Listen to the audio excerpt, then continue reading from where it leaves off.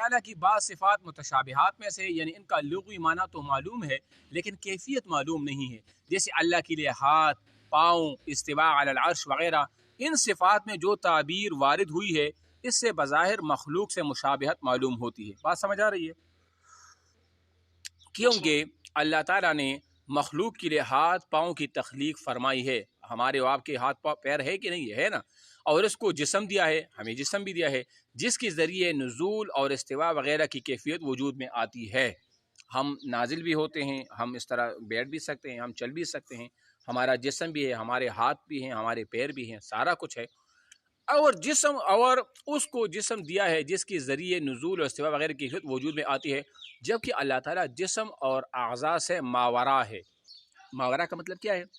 یعنی یہ اللہ تعالیٰ کی نہ تو جسم ہے اور نہ اللہ تعالیٰ کے لیے کیا ہے، نہ اعضاء ہے، جسم بھی نہیں ہے اور اعضاء ہاتھ پیر وغیرہ یہ بھی نہیں ہے، اور خالق اور مخلوق میں کوئی مماثلت اور مشابہت بھی نہیں ہو سکتی کہ جس طرح میرے ہاتھ پیر ہیں معاذ اللہ اس طرح اللہ کی بھی ہوں گے، ایسا تو ہو ہی نہیں سکتا۔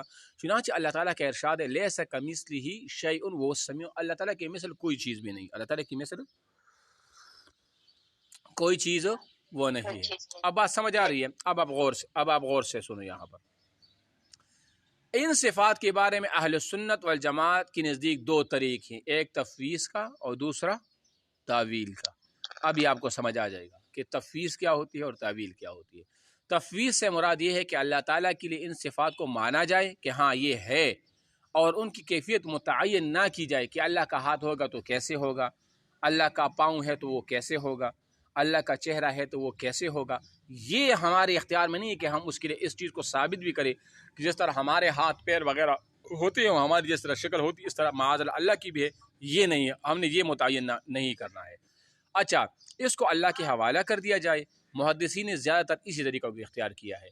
چنانچہ امام مالک سے علی العرش استواء یعنی استواء علی العرش کا معنی دریافت کیا گیا تو انہوں نے فرمایا کہ الاستواء معلوم والکیف مجہول والایمان به واجب والسؤال عنہ بدعہ، کہ استواء علی العرش یہ تو ایک معلوم چیز ہے، ثابت ہے، والکیف مجہول لیکن کس طرح ہے، اس کی کیفیت کس طرح کہ اللہ کس طرح بیٹھا ہوا ہے یہ بات مجہول ہے، والایمان به واجب اور استواء علی العرش پر ایمان رکھنا ہمارے لیے واجب ہے، والسؤال عنہ بدعۃ اور اس کے بارے میں سوال کرنا یہ بدعت ہے، گمراہی ہے کہ ہم اس بارے میں سوال کریں کہ اللہ کس طرح بیٹھا ہوا ہے، اس سے ہمارا کوئی سروکار نہیں۔ دوسری بات یہ ہے کہ دیکھو اس سے کوئی مسئلہ ثابت نہیں ہوتا، اس سے کوئی مسئلہ ثابت نہیں ہوتا۔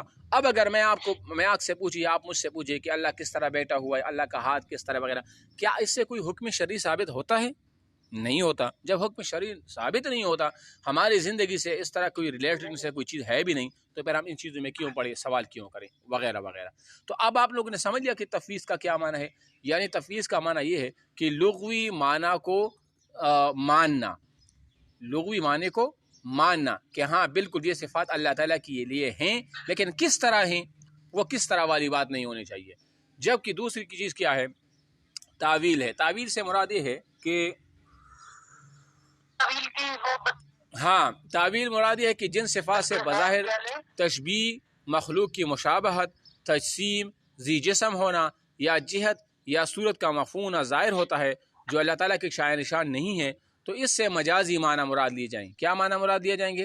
مجازی معنی مراد لیے جائیں گے۔